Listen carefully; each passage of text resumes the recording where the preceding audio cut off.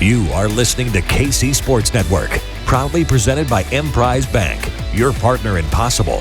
What's up, Chiefs Kingdom? I'm Tucker Franklin, and that is 1/3 of the KC Laboratory, Matt Lane. And this is KCSN Update, our daily podcast and video from us here at Kansas City Sports Network, presented by our friends at DraftKings. We're keeping you up to date on all things Kansas City Chiefs today. We appreciate you hanging out with us, and please hit that like and subscribe button if you are on YouTube, and follow us wherever you listen to your favorite podcast at, whether that's Apple Podcasts, Stitcher. I know there's a ton out there, Spotify.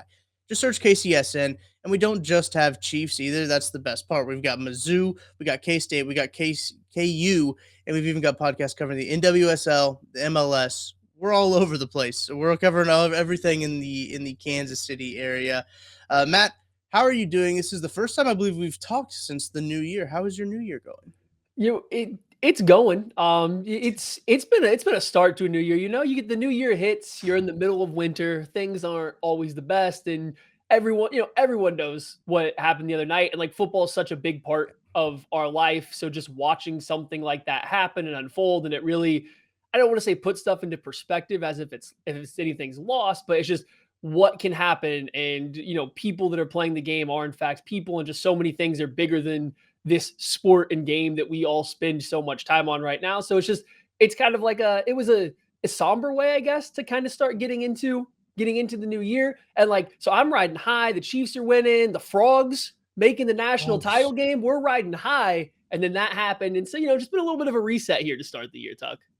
It has been. It was, I think, sobering is a good word to describe the situation, the Damar Hamlin situation. We got good news. We're going to share that good news that we got earlier this morning. By the time we're recording this podcast on Thursday, from the Buffalo Bills, from Kaiir Elam, from a bunch of different sources about Damar Hamlin. So I think that's very positive. But it has been one of those starts to the year that it's been gloomy in Kansas City. Haven't really seen the sun very much, and that doesn't also help. But let's talk about the statement the Buffalo Bills released on Thursday morning at 9:28 a.m. Per the physicians caring for Damar Hamlin at the University of Cincinnati Medical Center, Damar has shown remarkable improvement over the past 24 hours. While still critically ill, he has demonstrated that he appears to be neurologically intact. His lungs continue to heal, and he is making steady progress. We are grateful for the love and support we have received. Also, piggybacking off of that, Kaiir Elam at 9:20 a.m. This was just 8 minutes before the statement from the Buffalo Bills. Rookie corner Kaiir Elam said, "Our boy is doing better, awake, and showing more signs of improvement. Thank you, God. Keep the prayers coming. All love 3." So very good signs that we are getting from everyone close to Kaiir Elam. His agency released a statement as well along the same lines. So, Maddie, what are your first reactions to seeing those statements and hearing those statements as well? I mean, it's awesome to hear. I mean, it's absolutely not perfect, but like, this is what you want, given the gravity of the situation, given what the injury is and what little medical knowledge, I have gained over everything during this period of time. This is about, as good news as you can hope for over this short period of time, given how intense and how bad everything could have potentially been. So this is all great news. This is all good stuff. Fingers crossed, keep praying that things continue to get better, that he continues and he can get back to, exactly the same person that he was before. So this little bit of good news here, while everybody is obviously still trying to figure out how they feel, what to think of the whole thing, it's nice that it is coming. It's nice that things are progressing this way on a relatively quick timeline, given the type of injury and, health issues that are possible here.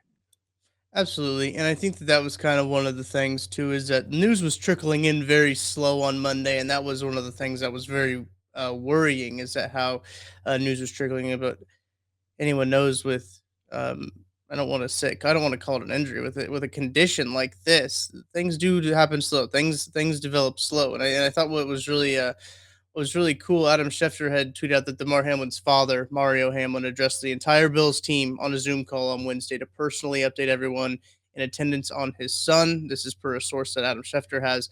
Mario Hamlin informed the Bills that Damar is making progress, and in the words of one source, quote, "The team needed it."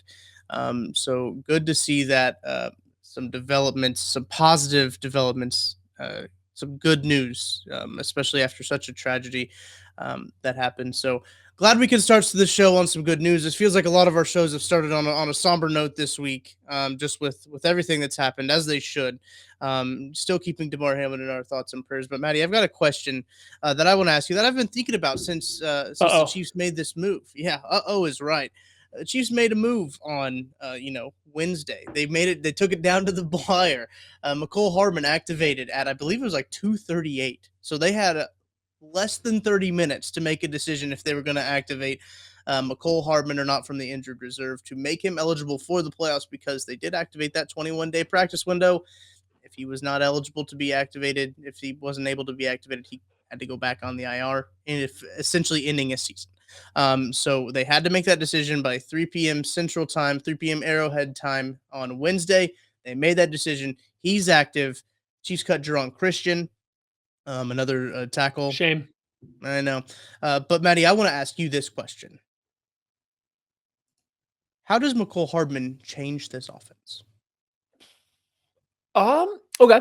He makes them better in the red zone. Like 100% Mecole Hardman, who is not necessarily a red zone receiver. He's not a guy that creates instant separation. He's not a guy that wins at the catch point.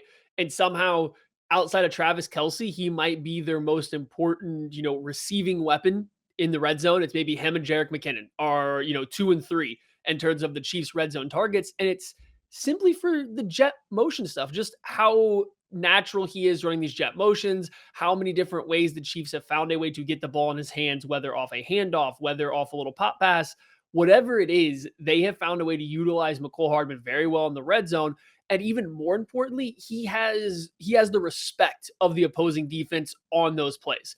In his absence, we've seen the Chiefs try to use Kadarius Toney and Sky Moore in that same type of role in the red zone. And Tony's had some success. He's gotten in the end zone twice now, but we remember on that first touchdown that he was just completely left alone. The defense didn't care that he was running over there. Now, that's obviously a coverage breakdown, but you don't see that happening with Mecole Hardman. There is multiple guys that see number 17 going in motion on that play, and they have their eyes on him. Kadarius Toney gets completely lost doing that. He gets his first touchdown. The second one, later in the year, once he's returned from injury, was a nice play by him. Don't get me wrong. And then Sky Moore, Chiefs don't like to give the ball to him as much on these plays. And just this jet motion concept, Mecole Hardman means so much to their red zone offense. And this is a phrase that I never could have imagined that I would say coming into this year, because again, he doesn't create instant separation versus man coverage. He doesn't go win at the catch point. Like, that's not in his game, but yet somehow he's very vital to the Chiefs' red zone success. It's quite flummoxing. That's a very good word, by the way. I'm very impressed by that word. I'm gonna have to Google that after this. I do think what's really interesting about Mecole Hardman, and you brought it up too. What does this now open up for Kadarius Toney? Because we've only seen Kadarius Toney without Mecole Hardman. So does this mean they can do different things with Mecole Hardman, or with Kadarius Toney or Mecole Hardman? I still want to see Mecole Hardman running those jets, as you mentioned, in the red zone. He is a red zone threat. I believe he's third on the touchdown, or third on the team in touchdowns, and he hasn't played since like week 4. It feels like. I know it's been probably later than that, but it feels like we haven't seen Mecole Hardman in a long time. So I am excited to see what he can do on the field. I think I'm a little more excited about Sky Moore. We got to see him incorporated in the offense a little bit more. He had, before that hand laceration, they were giving him on screen passes, and I tweeted out, Sky Moore in space is fun. Like, to see that guy get into some space and his shiftiness and use that is going to be interesting. But I am curious to see how all 3 of those guys kind of help evolve this offense, right? Because I don't think that one role is necessarily going to dominate the other, right? Mecole Hardman might come in and get a little bit more snaps. He might take some snaps away from Sky Moore, but I still think that Sky Moore, we've seen it a few times already this season, where Sky Moore has come up in big situations for the Chiefs, on third downs, different route concepts, stuff like that, to get big plays. So I'm really curious to see if Andy can scheme up a little bit more with guys like this in the offense, and see if they can get more guys open, if that makes sense. Yeah, and so the big thing with Sky Moore was, as his role started to ramp up, it was without Mecole Hardman, but it was Yeah. Kadarius Toney had essentially taken over that Mecole Hardman role there for a little bit. And then also you had the Juju Smith-Schuster injury. So like, it opened up what we're going to call a real wide receiver position And then the gadget wide receiver position was taken over by somebody else. And that's when Sky Moore started to ramp up his production a little bit. Then once you lost Tony and Juju Smith-Schuster came back, those flipped. Now all of a sudden you needed a gadget role receiver and you didn't really need a real, wide receiver on the field at all times. And that's when we saw Sky Moore snap count, usage, production, all backslide all the way back until this last week, in which it looked like they did try to incorporate him more. Now, it wasn't all vertical routes. It wasn't all, what we're going to classify as a real route tree. There was a couple screens behind the line of scrimmage and stuff, but they did run him on routes. They did try to get him downfield. They had the one seam route that if Mahomes puts out in front, he probably scores a 60-yard touchdown on. It's just thrown way behind him and low. And so they are incorporating him more. I think getting Hardman back only helps that because now you have two guys that the Chiefs would prefer in that gadget wide receiver role. You have Hardman and then Tony that can go into that role. And that really means that Sky Moore does not need to play there. They don't need to send him on jet motions. They don't need to fake handoffs to him behind the line of scrimmage. Not that he's bad at it. Like we've seen him run with the ball in his hands and he's pretty good with it. It's just they don't want to put him there. So he can go back to just playing a traditional wide receiver spot. And I think with Hardman back, that opens it up for Tony as well. Pick out the three best catches or plays by a Chiefs wide receiver this year, and two of them are going to be Kadarius Toney's ball skills, going up and elevating along the sideline to catch a football, right? So why not play him at wide receiver more than this gadget role? So I just think Hardman coming back opens up these other guys that Chiefs fans want to see on the field to play a more traditional receiving role, maybe get a larger part of the downfield passing offense that they can't currently do because the Chiefs offense needs that. The Chiefs offense needs the misdirection, the jet motion guy, and there's only so many routes you can run off of it that make sense. And yeah, they put Sky Moore in motion and then run a wheel route up the sideline, but when Patrick Surtain sees it and picks it up, okay, it's dead, right? It's just over. There's only so many things you can do. So getting Mecole Hardman back in that role, opening up other spots, hopefully it leads to the Chiefs offense being more dynamic with more speed out there. I want to talk a little schematics to what the Chiefs have faced on offense a little bit. I had a good conversation with Brett Coleman on Monday, kind of about the quarter half defense that teams have been running against the Chiefs. How they've had some success against it. How he made, I thought it was funny. Brett said, the front, you just run the ball, man. Just run the ball, and they got to get out of it. It seems like that's all that the Chiefs have to do.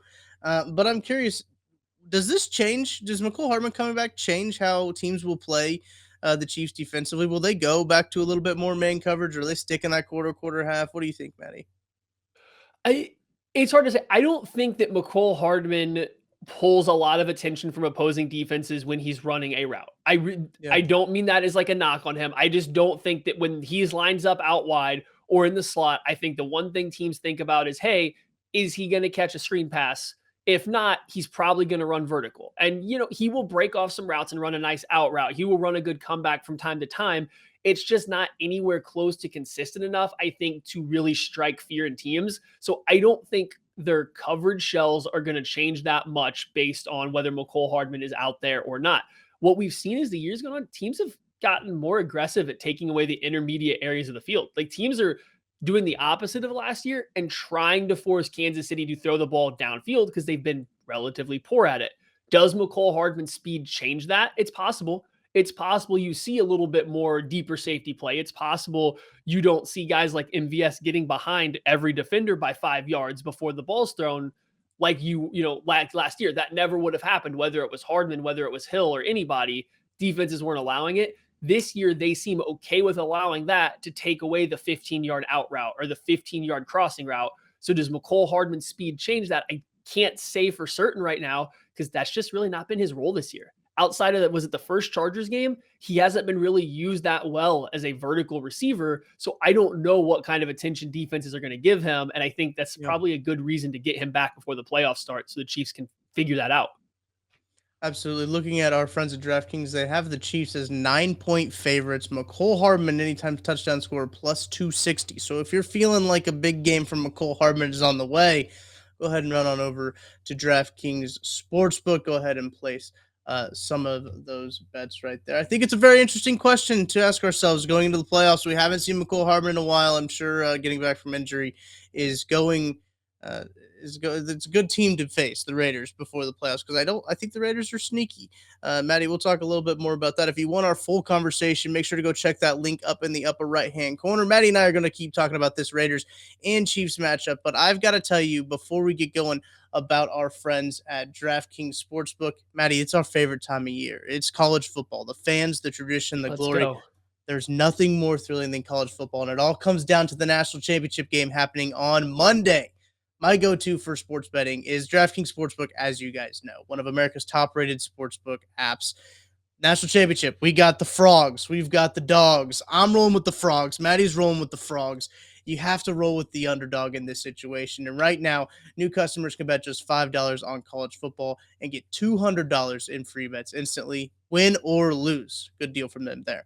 Plus, everyone can combine multiple bets for bigger payouts with DraftKings same game parlays. You can do those anytime touchdown scores, those spreads, those over-unders, combine them all. The app is great. The app has a wonderful experience with live bets, pregame bets. They're all great. Here's what you got to do. You got to download the DraftKings Sportsbook app now. Use code KCSN. New customers bet just $5 on college football and get $200 in free bets instantly. That's code KCSN only at DraftKings Sportsbook. Minimum age and eligibility restrictions apply. See the show notes for details.